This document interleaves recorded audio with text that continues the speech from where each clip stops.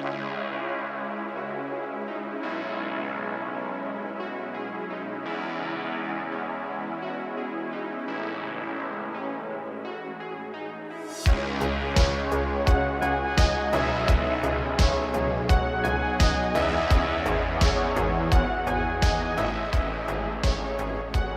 to you from 4,200 feet in the hills of Oregon, it is the voice of Chaitown, the reddest beard in the high desert, your host of the MOA Broadcast, Sam Wilson. All right, folks, we got a great show lined up for you today, all kinds of good stuff, a couple of quick highlights. Not only do we have our usual Florida man story today, we've also got a Florida woman. That's right, down there in Florida, even the women like to get involved in the insanity. We've got flash-flooded hikers, lab-grown chicken nuggets, and a rogue judge gets arrested and charged. Gonna be a good show, folks. Got to keep up because I do not have a moment to waste. We'll probably have to shed some material as we go. Now, don't forget, due to email suggestions, we now are also doing a weekly true crime podcast. It's about a 30-minute podcast in addition to our weekly MOA broadcast that comes out usually every Sunday or Monday. It drops on all the podcast platforms and so forth. Now, the topic of last week was Two-Gun Tommy DeSimone from the movie Goodfellas. That was based on a real character. In fact, almost all of those characters were based on real individuals. And it was a really good podcast, led quite the life. It was pretty interesting. Next, this coming week, we're going to be doing Anthony the Ant Spilotro. Now, if you know much in the way of mafia history and mafia crimes, criminals, so forth, are very popular. People love them. It's one of my interests as well. They're not people I want to emulate or spend time with, but man, it's wild. Those people a lot of them have just no limits on what they do. It's not always good, obviously, but it's always interesting. So Anthony Spilotro, or Tony Spilotro, they called him Anthony the Ant because he was short of stature. He was played by Joe Pesci, the same guy that played Tommy DeSimone in Goodfellas. He was played by Joe Pesci in the movie Casino. I forget whatever name they gave him, whatever it was. And Nicky something, Santoro, Del Toro, I don't know. Both of those guys were real people. Both of them were insanely violent people. Just reading some of the history on these people, it's disturbing. But we try and keep things PG, as you know. So we're going to do mafia-related crimes for this current series. If you have any suggestions on either crimes or criminals that you would like covered in our weekly true crime podcast, it usually drops on Wednesday or Thursday. So you got something at the beginning of the week and then something midweek to kind of keep you going. For those of you that like to listen to podcasts while you're working, driving, doing laundry, whatever it is you're doing, mowing the lawn, etc., you got something that, to keep you going. The hour-long MOA broadcast and the 35-minute true crime podcast, both are going out under the MOA name and the same account on Spotify and everything else, or you can get it at the gearconvoy.com website. That being said, if you have any questions, comments, suggestions on a crime or criminal or a series, something you would like covered, send us an email to info@gearconvoy.com, and we will take that into advisement. That's what caused us to do the true crime podcast. We had several suggestions from people that wanted to hear about, true crime, specific murders or criminals or whatever else. So let us know. We also, each week, we send out a free mini survival kit to the best suggestion / email, question / feedback, whatever that we get. Just a little, our way of saying thanks for taking the time to interact with us, because interaction is very important. So again, send us an email. That's info@gearconvoy.com. You might be on the air. As you know, this begins as a radio broadcast locally here in the Southern Oregon area, and then it goes out to a podcast to the world, and we do have listeners all over the world. So it's a lot of fun. Go ahead and give us your input, and we'll see what happens. Now, back to the issue at hand. We go to Florida, specifically Panama City. This Panama City woman arrested after posing as ICE agent to kidnap ex-partner's wife. Let's get to it. A woman in Panama City was caught and handcuffed after being accused of pretending to be a federal agent to briefly kidnap her ex-boyfriend's wife. 52-year-old Latronice, I don't know how you say her first name, no disrespect. Her last name is Battle. So Latronice Battle went to the woman's workplace. So the ex-girlfriend goes to the current girlfriend, or I guess current boyfriend's wife. So she got, these two broke up.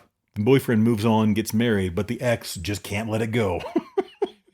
So she showed up to the woman's workplace at a hotel chain, allegedly, earlier this month, wearing a black shirt with the word ICE printed on the front. The victim, the new wife of the boyfriend, of the ex-boyfriend, who was in the process of becoming a legal U.S. resident, willingly went with Battle, or Latronce, who she believed was a member of the Immigrations and Customs Enforcement Agency. Apparently, she sensed something rather quickly was wrong and decided, I don't want to be part of this anymore. And she called law enforcement when she was taken to an apartment complex. Cops showed up, took care of everything. Battle, the ex-female in the situation, was arrested and is charged with kidnapping, robbery by sudden snatching, that's a new one for me, impersonating a law enforcement officer, and felony violation of probation. I guess she'd already had a run-in with the law herself. Now, you got to ask yourself, she took her to this new apartment complex. What do you think was the end game here? You got to wonder, how far was this lady going to go, allegedly, when she kidnapped her ex-boyfriend's new wife under the pretenses of being an ICE agent? Man, Florida, I want to get down there. Okay, we move on. We'll leave that one there. All right, this next one, folks, if you got kids with you, this next one has some minor sexually explicit material. It's all from a newspaper article, so it's relatively PG, but it is a bit more of an adult nature, so just be mindful of that. The headline takes us to Magnolia, Texas, which is just northwest, I believe, of Houston. It's not that far outside. Magnolia apartment maintenance man accused of showing lewd videos propositioning elderly residents. This week, we've got some good ones. I'm telling you what, this stuff is juicy, no pun intended. Magnolia, Texas. The maintenance man of a Magnolia apartment complex is accused of showing an elderly resident lewd videos of himself and then propositioning her. Phineas Diamond Medford III. Now, if that isn't the name for an alleged criminal, I don't know what is. Was recently charged with obscene. Phineas Diamond Medford III. Wow. Okay, was charged with obscene display or distribution, a Class C misdemeanor under Texas law.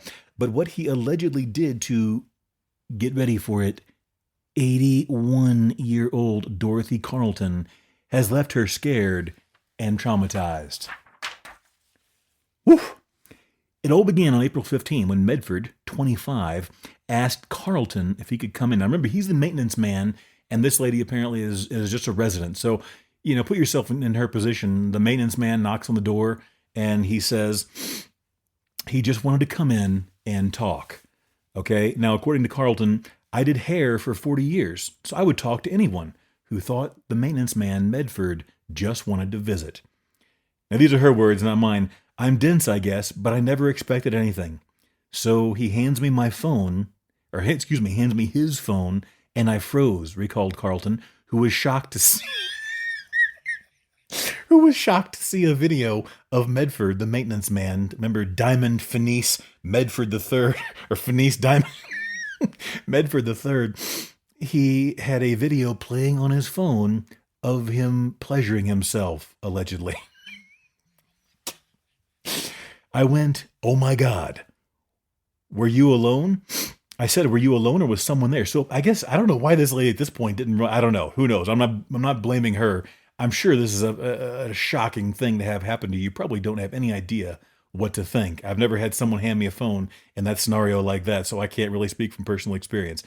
But she asked him, were you alone or was somebody there? And he said, no, this is a late night thing I do. And he's, let's use a radio-friendly word, he's touching himself with his left hand, and his right hand was holding his testicles. Then he slides back and said, "Don't you want to touch it?"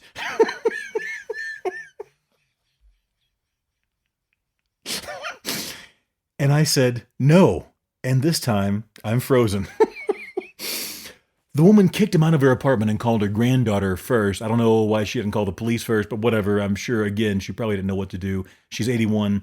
I would imagine this was quite a shock for her. They then called the Magnolia police. They arrested Medford on several outstanding traffic warrants and the obscene distribution charge. Now listen, this is interesting to me. Because he did not actually expose himself live and in person, the charges were only Class C misdemeanors. So I guess those were either non-arrestable offenses, or it didn't really add much to his situation, legally speaking. Now, isn't that interesting?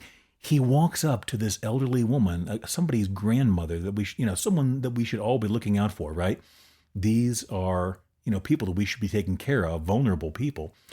He hands her his phone playing a video of him doing lewd and obscene acts to himself, and then asks her if she wants to do it to him. And all that is a Class C misdemeanor. What did they call it? The obscene distribution charge.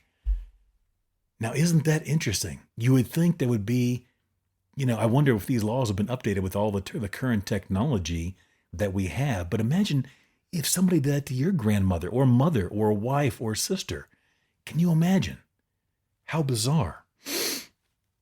Okay, now here's the interesting part. Within a day, Medford was back at the Park and Walker's Landing complex. Apartment management confirms. Was he fired? No, he is still technically employed there and has an active lease. Now, the lease part I can understand. There may be a complex legal situation where they have to go through and deal with that, whatever. I don't know. I can understand where that could get a little technical. But technically, he's still employed there. You got to wonder what in the world. Now, maybe it boils down to he's just been charged. They don't know. They don't want to, I'm sure they don't want to open themselves up to legal issues by firing this guy before he's just charged. He hasn't been found guilty yet, whether it's true or not. Allegedly this, that, and the other. But can you imagine living there? So when Carlton told her situation to neighbors, here's the crazy thing. She was shocked to find out he had done this to other people. She asked a fellow resident who told her he walked up to her and said, "I don't want it to be awkward, but I just want you to know I'm into older women, and you're very sexy.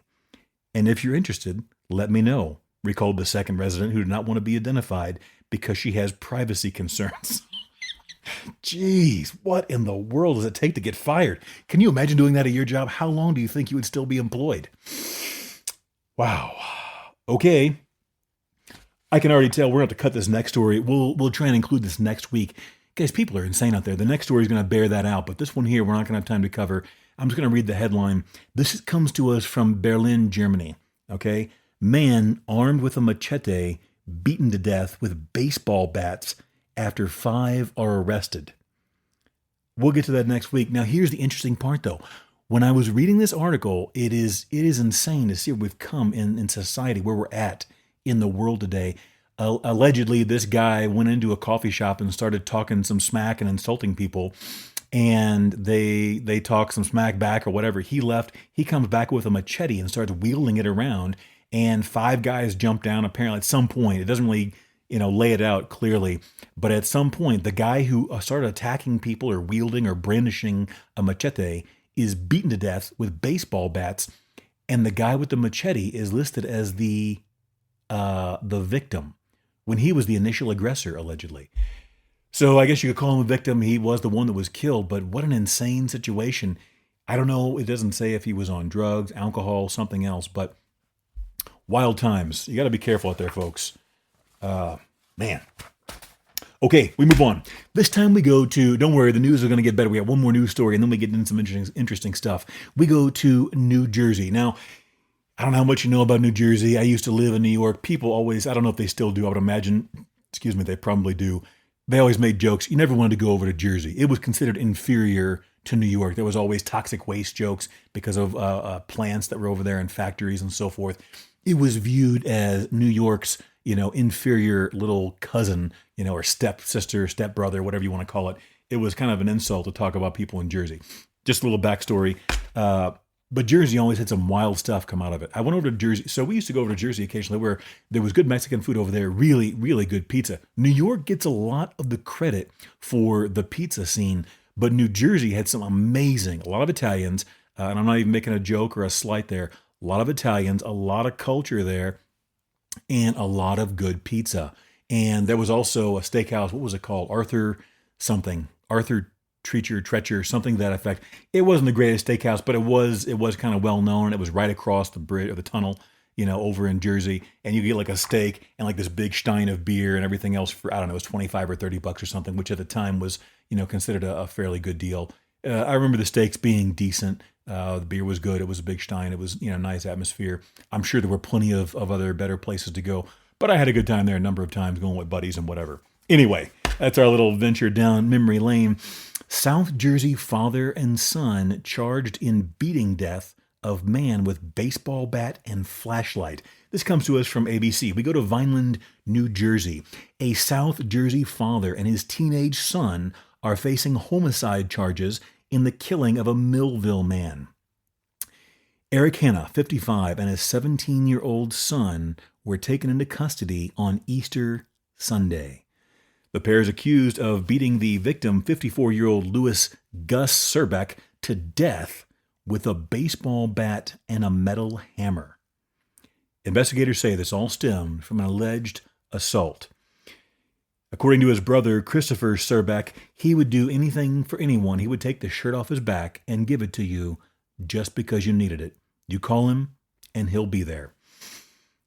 Christopher tells the Action News his brother died trying to protect his daughter. Now, this story, this is the problem that we live in, with the society that we face and the world we live in now.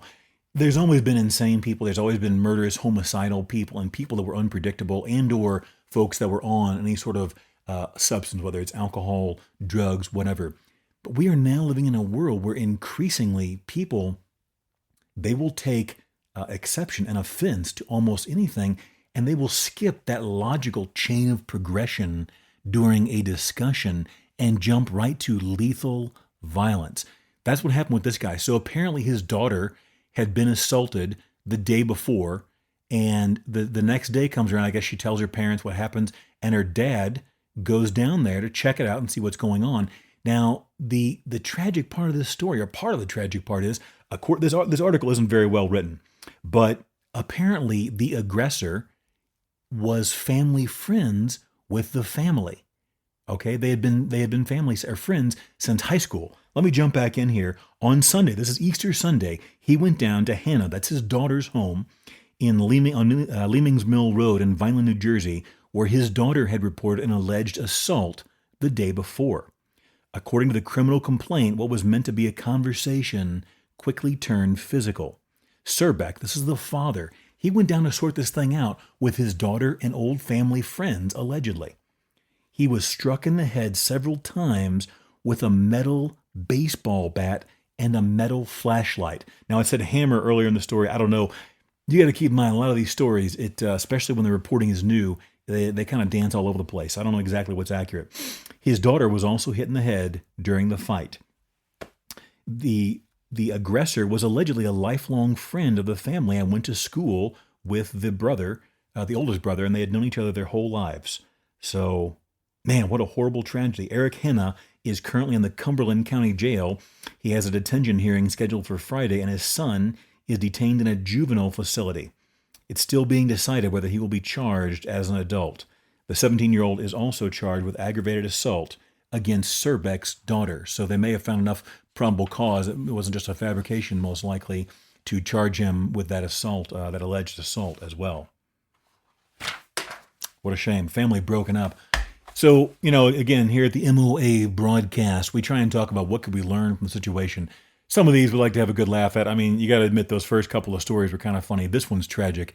What do you learn? Man, unless you absolutely have to, don't engage people over stuff like this. If it's going to be violent, or if they've already allegedly or possibly, exhibited or demonstrated violence, don't get involved, man. Either go to the authorities or decide Is this important enough to deal with or get away? Because you never know. Each week, I cover multiple stories like this in the show. I come across dozens, if not probably hundreds, over the course of a month or two in 4 to 6, 8 shows of stories that just went horribly, horribly wrong for no reason. Like that one we had last week or the week before, where the guy was walking down the steps to the subway. He just picked a random senior citizen and started caving her head in with a hammer and took a couple of bucks off of her on the steps to a subway entrance. If at all possible. I mean, this isn't like it was 20, 30 years ago where you could either have a discussion and or things escalated maybe to a scuffle and then it was done. That still happens, but there are a lot of people they're ready to go to crazy town over the most minor of things. Just like when you see the videos, I saw a video that I was going to do a story, but there wasn't enough information to do a complete story in the MOA broadcast. Maybe in the future when more comes out. There was a minor road rage thing. It wasn't even a fender bender. There was no collision, but these two guys got into it. Both of them had firearms. The one guy approaches the other vehicle. He gets out of his car and approaches him. He had his firearm in his hand. Before he could even wave it at the guy shot him from inside his vehicle and killed him. He was still on his honeymoon or had just been married like within the last week or two. Was it really worth that?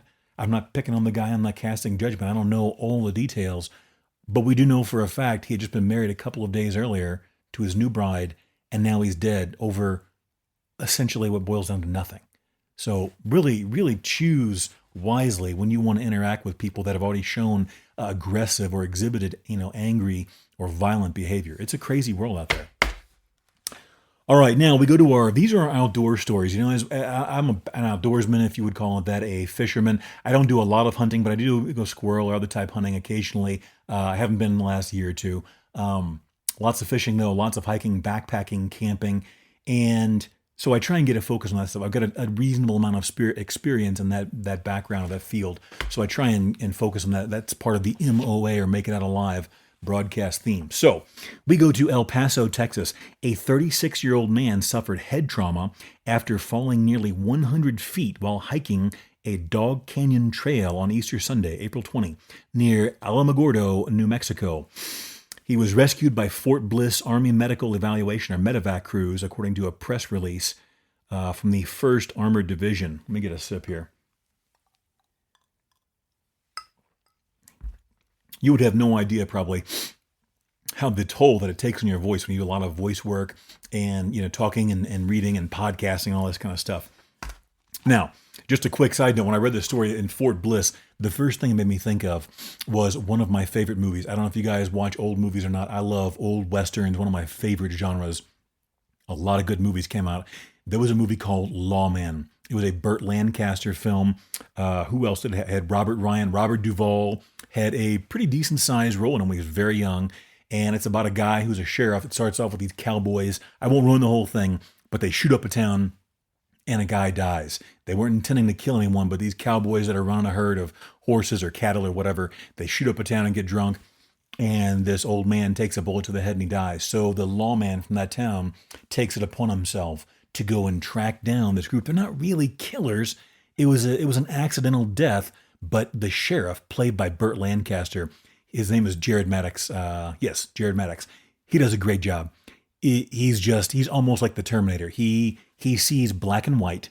There's no gray, and these guys are all going to come back to Bannock. It escalates from there because the cattle baron who was running the guys, he doesn't want to give in to the sheriff, and neither do his guys. This is this is in the wild, wild west, long before the internet and all this other stuff.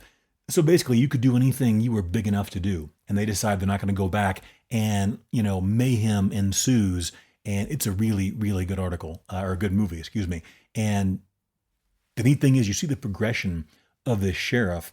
He's on a straight line to justice to take these guys back to the town of Bannock, which is also a great bread, homemade type bread.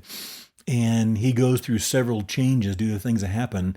But in the end, it's like they said in Godfather, every time I try and get out, they pull me back in. So watch that movie, Lawman, with Burt Lancaster. Great film. Also featured Sherry North, who at one time was being groomed to be the next Marilyn Monroe. Interesting story.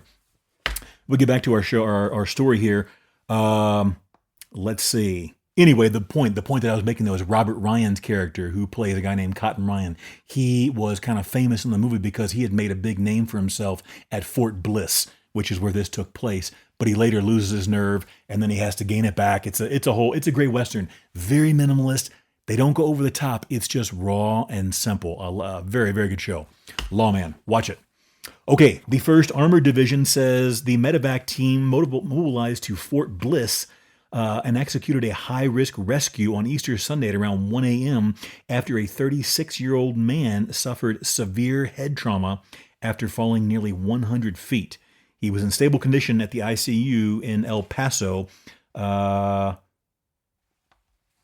he was rescued. What this made me think of is how fortunate we are now. And we got to keep moving here, but think of all this technology. A number of these stories that I've related in the last several episodes, think of the massive role that technology has played in these stories. Years ago, a lot of these people would have just been dead. There would have been no question about it. There would have been no cavalry coming in, nothing. They would have just been casualties. I mean, whenever I was a kid hiking in the woods, a teenager, and even beyond that, there were no cell phones. There was no reception. If you got into serious trouble, man, you were on your own. Good luck. So, and I'm not saying that's better. I'm just saying, man, how fortunate we are, which brings us to our next story. Body of missing Grand Canyon hiker found after flash flooding prompted rescue of more than 100 people. A missing hiker, I guess, I don't know what happened to him. They don't really get, some of these stories are very incomplete, even though I do a lot of research. The body of a missing hiker was recovered along the Colorado River on Sunday after flash flooding in Grand Canyon National Park prompted the rescue of more than 100 people. So flash flooding came in, it started raining, and I don't know if you've ever experienced flash flooding or not. I have. I grew up near a floodplain in rural Missouri, and we actually had flash flooding. In fact, one time we had several that were big. I think the big one was the biggest that I can recall was 93. The Mississippi just got out of control, did a tremendous amount of damage. I'd have to double check on that year, but I'm pretty sure it was 93. There were even t-shirts people were wearing about it afterwards. It was so big. We almost lost our house when we weren't even on the floodplain, but we were close to it. If you never experience a flash flood, it starts raining, and then it starts raining and raining and raining, and next thing you know, the water just comes out of nowhere. Within an hour or 3, we had water that was within a foot or 2 of our front door. We lived on a small hill, and you could just see it coming up our driveway. Our neighbors had to be evacuated in canoes and boats, and we managed to my dad decided, he was very intelligently, to get out of there ahead of time, and we drove out through a mess of water that was flooding the inside of our vehicle. Our neighbors that waited had to be evacuated in boats. Okay, we're going to get back. We've got more when we get back. We've got the rogue judge. We've got more on this lab-grown chicken nuggets and more about situational awareness when selecting a campsite, which dovetail with our stories about the floods when we get back from the break. More Make It Out Alive with Sam Wilson after this.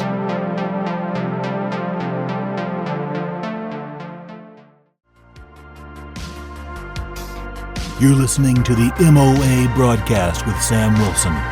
Will you make it out alive? All right, and we are back from the break. This is the MOA Broadcast with your host, Sam Wilson. Okay, folks, let's get back to it. We were talking about the flash flooding. So what had happened, I'm going to have to trim this story because there's other stuff I want to get to. There's just never enough time. Basically, a bunch of folks over 100 people had to be rescued out of the Grand Canyon last week because of this flash flooding. So we discussed briefly flash flooding before the break. If you've never experienced it, literally, there's a reason they call it flash flooding. It's amazing. You're just sitting there. It's a hard rain usually. And before you know it, depending on where you are, the water comes out of nowhere. You got to be extremely careful. And in a canyon, I would imagine it could be even faster because that water starts getting funneled down from all sorts of tributary sources. What happened though is, let's see, where to go, yada, yada. Let's get to the story part of this. A married North Carolina couple, this was the most salient part to me that was interesting. A married North Carolina couple told CNN they were hiking in the Havasupai, Indian reservation on Thursday, and nothing could have prepared them for what was about to happen. The lady, the wife, 34, knew rain was in the forecast, but didn't anticipate it would result in flash flooding. It didn't even occur to us that we were in danger. What happened is they were hiking, her and her husband, along with a family of four. They ducked into a cove to avoid getting drenched.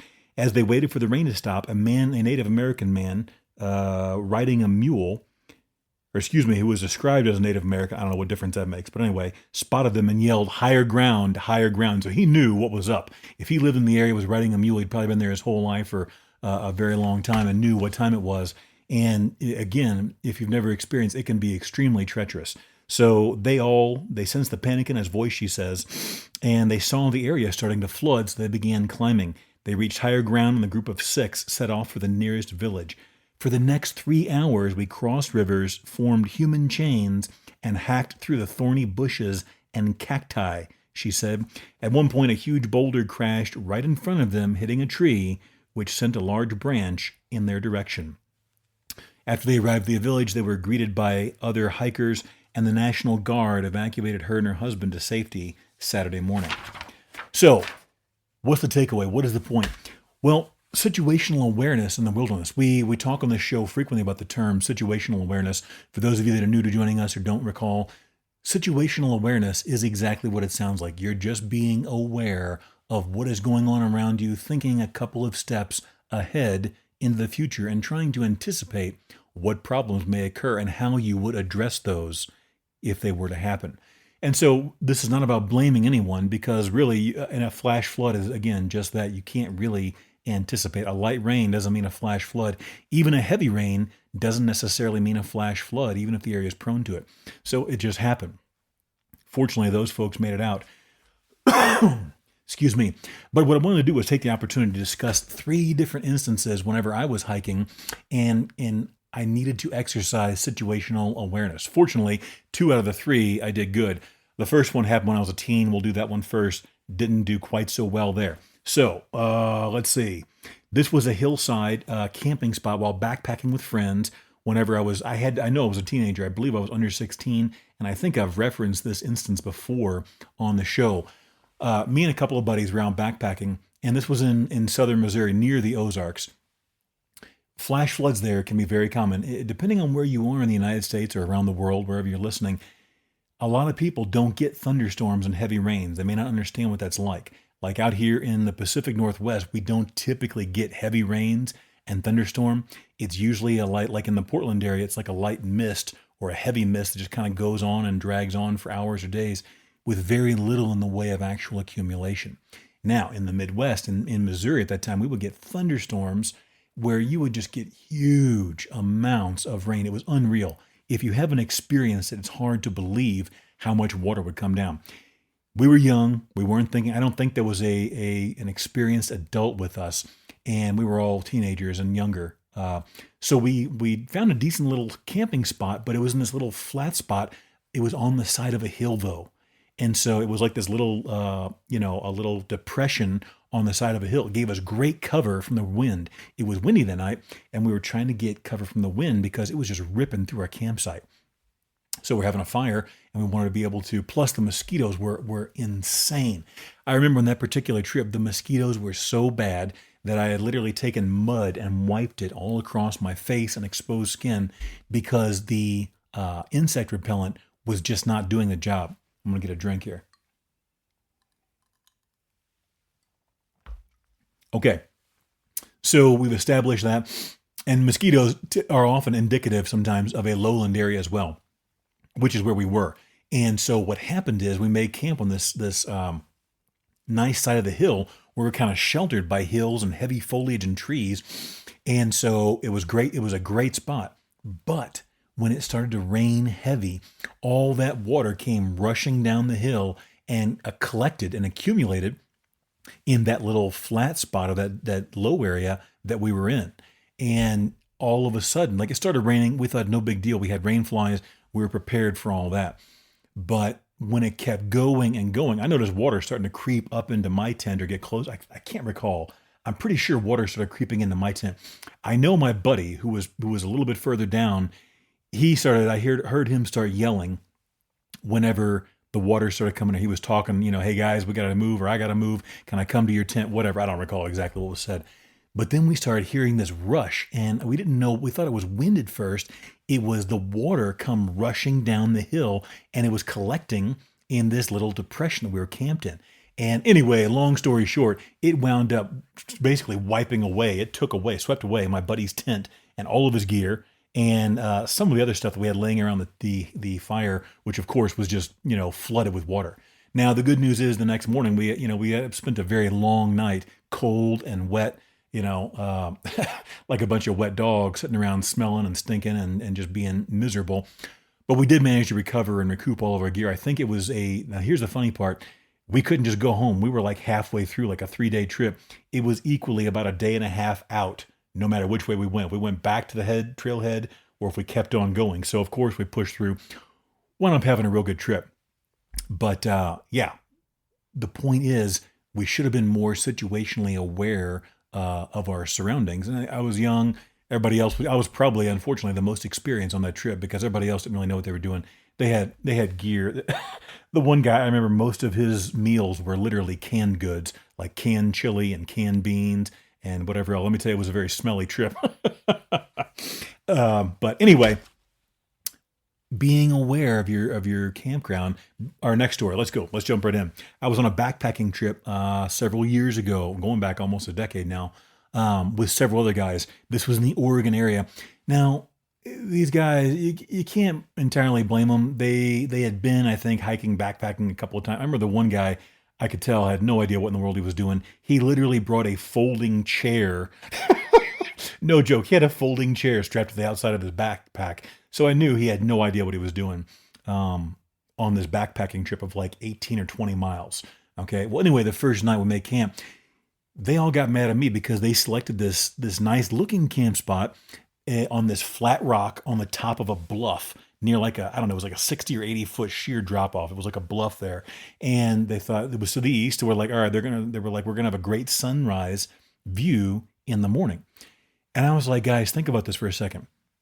We're on sheer flat rock here on top. There's very little trees or foliage. Winds come ripping through here on rock faces all the time.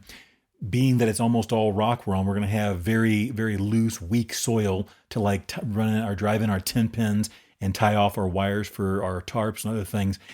And being on this flat rock, we're going to get winds ripping up through here. It's not going to be very pleasant. They're like, no, you're always crapping on us, Wilson, blah, blah, blah. This is going to be a great view. Okay, well, fast forward. Guess what? It worked out exactly like that. The winds were insane. Now, I knew this going in because this wasn't my first rodeo. So I made sure I pulled my tarp. I was in a hammock. I had pulled my tarp in nice and tight. So I was insulated from the winds very well. I slept like a log. They were up. I heard them all night long, up moving around, trying to drive in their stakes for their tarps. One of their tarps ripped open. I think one of the guys forgot his tarp. It was a mess. It was like the Keystone Cops. But what's the point? It's not that I'm an expert or I'm the best. I'm not. Believe me, I've got some stories about myself that would make you laugh. I've made some very serious mistakes. But being, again, situationally aware, I knew what was going to happen, but they were painting me as the bad guy. And I mean this in a very good-natured way. It wasn't a huge problem, but I could tell if I kept pushing it, they were going to get upset. So we made camp there, yada, yada, yada. In the morning, I was right. They were wrong. We all got the point. We moved on. Nothing really had to be said. It was understood. That's one of the nice things about, going with guys. Nothing against women, but guys typically get it. Okay, yep, that was a bad idea. Let's not do that again. All right. Our third instance, this happened just about 2 years ago or less. I was hiking here in the hills of southern Oregon, and I was out doing a day hike, I believe. I don't think I did overnight that time. And I was looking for a nice spot. I was at the headwaters of the spring or creek or river, whatever it was. It was absolutely beautiful. The water was crystal clear. You could see to the bottom of the water literally in every direction, all the way across the lake. It was really beautiful. And I was hiking along, enjoying my time by myself and, hearing the sounds of nature. And it was kind of a cool day. I remember having a jacket on, but I was like, okay, where am I going to sit down and have my lunch? I was going to have some type of hot meal. I forget what it was. But I was going to cook a small hot meal there and enjoy my lunch out in the wilderness. And just as I sat down on this beautiful scenic spot, I got up and I thought, you know what, let me do my due diligence and walk around and inspect the area. Within 5 minutes, I found 2 or 3 different instances of mountain lion scat. And if you do your research, it's very easy. Mountain lion scat is that's the poop or poo poo for those of you that are not familiar with the word scat of the mountain lion. It's very distinct. You can tell it from other animals very easily. And I'm like, okay, that's interesting. 2 or 3 different instances tells me this is an area they frequent, probably for water.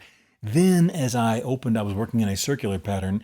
As I opened up my pattern, I saw there were at least 2 different deer carcasses that had been, eaten up. There were just the carcasses left and part of the heads. They hadn't even been completely decomposed.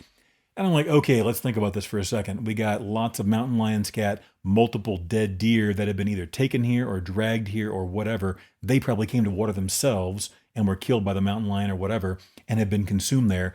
This probably isn't the best spot to cook up a hot meal, or else I might become the next hot meal for that mountain lion or mountain lions. So the point is, be situationally aware. That's our MOA Outdoors bit for the week here. Be situationally aware, not just in town, when you're looking for active shooters or muggers or whatever craziness may befall you in the city. When you're in the wilderness, be aware as well. You're probably not going to see them until it's too late. If you read a lot of stories, a lot of people, these are the ones that survived mountain lion attacks and whatever else. I've seen bear on the trail, mountain lions, lots of snakes. Not here in Oregon, but other places. The thing about wild animals is, guys, these are not like domestic animals. They don't mess around. It's not a game to them. This is life or death. If they have decided to make you their prey, they have already decided your fate in their minds. There's not going to be hesitation. There's not going to be any last minute, he seems like a nice guy. In most cases, they just do it. And if you're extremely fortunate or lucky, you're going to see them before it happens. A lot of people don't even see it until they're on the ground getting mauled. So just something to think about. Now we move on to lab-grown chicken nuggets hailed as transformative step for cultured meat. The Guardian. That's a newspaper. I looked, before we even get into the story, I looked at the pictures. I'm going to try, if you have the video version of this podcast or broadcast through patreon.com, if you go to gearconvoy.com and click on the MOA Broadcast tab at the top of the page, you can see all the information on how to get the video version of this broadcast as opposed to just the audio. I'm going to try and put the picture in here. This looks disgusting. And I'm not trying to pick on these people that are making scientific advances. That's a lot of hard work. They're probably far, far smarter than I can even fathom. But it looks and sounds gross. A Japanese-led team grew 11-gram chunks of chicken and say the product could be on market in 5 to 10 years. They're claiming a breakthrough in lab-grown meat after producing nugget-sized chunks of chicken in a device that mimics the blood vessels that make up the circulatory system. Guys, I hate to be the bearer of bad news here, but it already exists. It's called a chicken. Chickens already exist, and it's very easy to process them into nuggets. Oof. Now listen to how this is done. If this doesn't turn your stomach, you are tougher or got a more cast iron stomach than myself. The approach uses fine, hollow fibers embedded into the meat to deliver oxygen and nutrients to chicken muscle cells suspended in a gel. An advance that allowed scientists to grow lumps of meat up to 2 centimeters long and 1 centimeter thick. Now, that's a pretty small nugget, but I'm sure they know once they get it down, they'll be able to go on from there. The hollow fiber bioreactor. Now, I'm not making fun of or derogating these folks and their research. I understand the endeavor of science. However, as a consumer of meat, and I love chicken, fried chicken is actually one of my all-time favorite meals. Fried chicken with cayenne pepper sauce and mashed potatoes and greens is, good luck beating that meal. I love mashed potatoes just covered in cayenne pepper sauce with my fried chicken. That being said, as a consumer, this sounds disgusting to me. The hollow fiber bioreactor paves the way for whole cuts of chicken, beef, pork, and fish to be grown in the lab. Researchers believe the same technology has the potential to produce functional organs too. Again, I would just submit that chicken, beef, pork, and fish already exist in the wild. And we've been eating them for a very long time, very successfully. Okay. They call it the chicken nugget model, blah, blah, blah, yada, yada, yada. A major hurdle to growing meat in the lab is the difficulty in getting enough nutrients and oxygen to muscle cells and thick sections of tissue. That's why they have to embed those hollow core fibers to deliver the nutrients in the blood. Now get a load of this. Where did it talked about somewhere they had to use synthetic blood. Where'd it go? They feed them with oxygen, blah, blah, blah. One of the key challenges is the center of the cells struggle to receive enough oxygen and nutrients, which may lead to cell death. They describe how they grew an 11-gram chunk of chicken from a gel that had more than 1,000 hollow fibers running through it. A culture medium rich in nutrients and oxygen was pumped down the fibers to nourish the cells. Ugh. Guys, the picture looks disgusting. Again, no offense, folks, but it sounds gross. They're aiming to replace these hollow core fibers with edible cellulose fibers that can be left in, because they have to pull out all these fibers before they can move the meat forward to the next stage. They're going to try and come up with cellulose fibers that are edible and used to vary the texture of the meat. Oh, he said future versions may need artificial blood. There's where it is. Future versions of the bioreactor may need artificial blood that carries oxygen to the cells to allow the growth of larger lumps of meat. With sufficient funding, he believes products based on the approach could be available in 5 to 10 years. No, thank you. Okay, now we move on. We got to keep moving here. We got just enough time to get this justice. Our next headline comes to us out of Wisconsin. Milwaukee County Circuit Judge Hannah Dugan charged with 2 felonies in ICE case. ICE, for those of you outside the U.S., stands for Immigration and Customs Enforcement. Let's get right in. This article, this is insane. If you're outside the U.S., briefly, what's going on right now is there is a big push to get rid of illegal aliens and people that are undocumented, as they call them. The words are interchangeable, however you want to rephrase it. Because there was a massive flood for several years. We're not going to get political. We're just relating the facts here. There was a massive flood of illegal immigration for several years. And now the presidential administration is on a mission to deport a lot of people. For some reason, these are people that have broken the law. If you're here illegally, you've broken the law. I'm not going to get into the felony, misdemeanor, civil, federal, yada, yada, yada. The bottom line is, if you're here illegally and you've entered illegally, you've broken the law and you're subject to deportation depending on your circumstances. That's the basic part of it. It's a little more complex. That's the basic part of it. Some people, for some reason, are pushing back on this, and they do not want people who are here illegally to be deported. I'm going to leave it at that. Again, it gets political very quickly, and I don't want to push political opinions on you or have them pushed on me. We're just relating the facts. So let's get into it. According to a 13-page complaint, Judge Dugan, who was charged April 25 with 2 felonies. This is a judge. A county circuit judge was charged with 2 felonies on allegations of trying to help an illegal alien or undocumented immigrant, as it is called in the story, to avoid arrest after he appeared in her courtroom.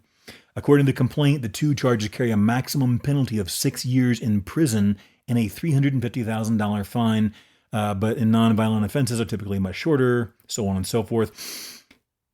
So I'm going to just paraphrase this whole thing. Federal agents found out this guy who was named, Eduardo Flores Ruiz, an undocumented Mexican immigrant. That is the undisputed part of this, apparently, was due to be in court before Judge Dugan on April 18.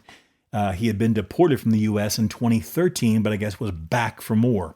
ICE officials obtained an arrest warrant for Flores Ruiz on April 17.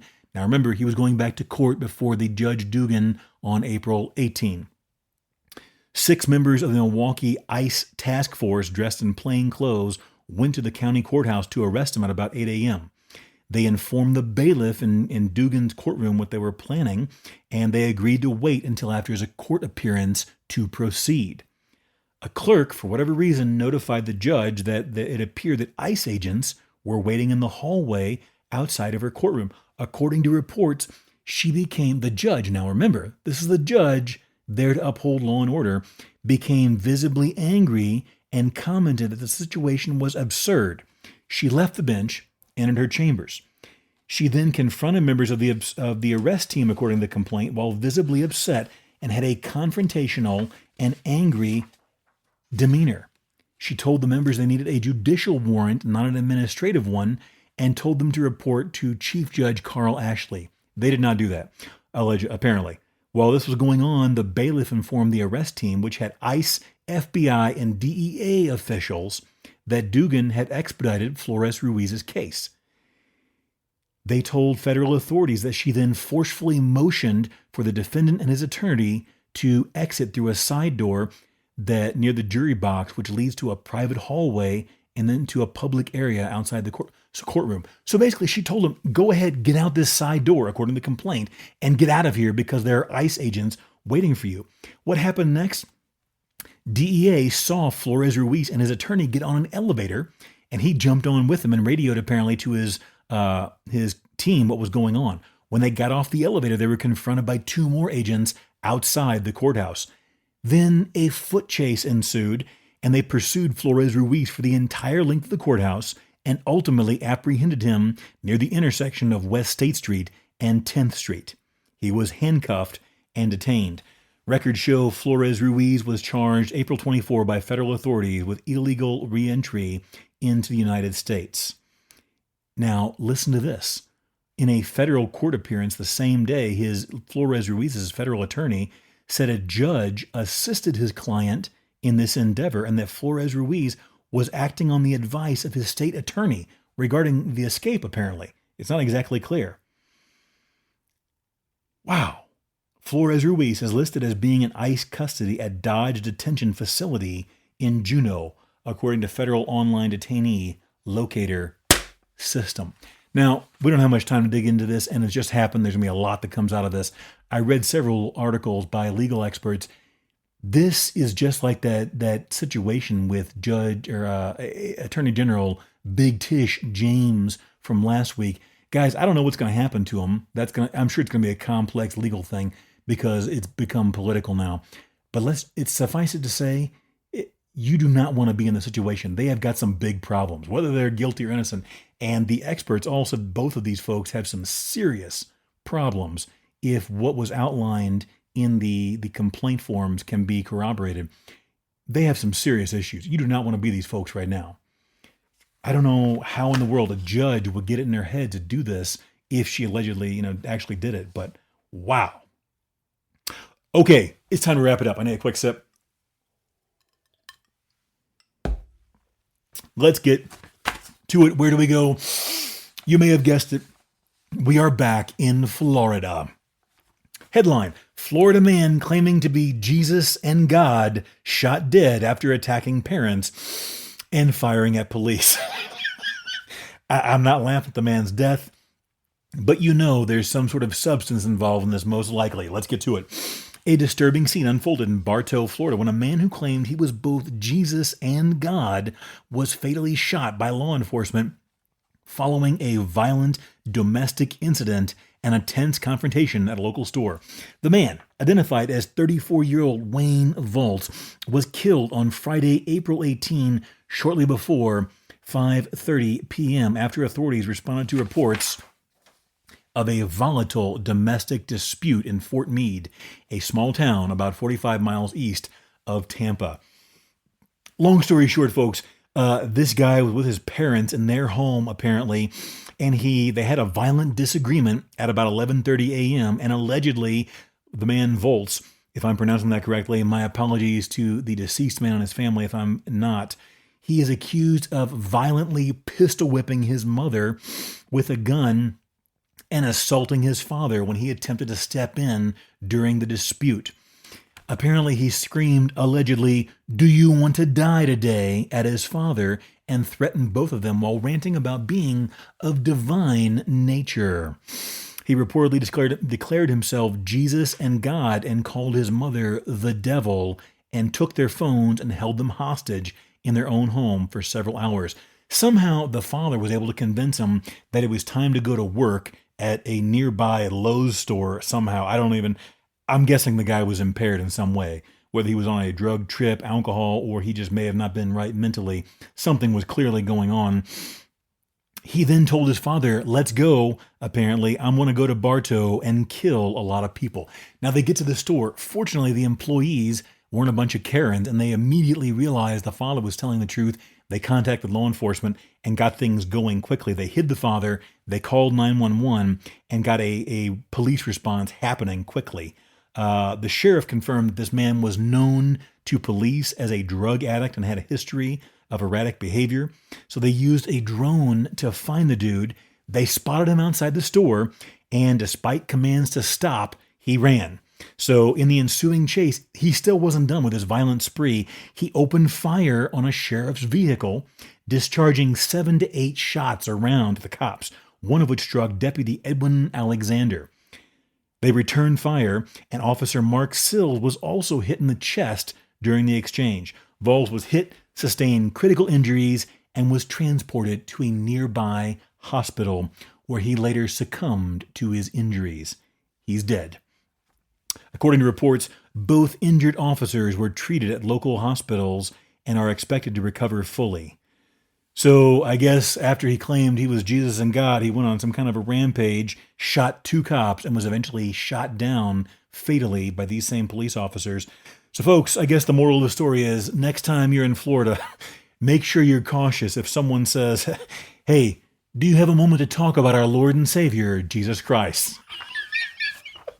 All right, folks, that's going to do it. That's all we have for today.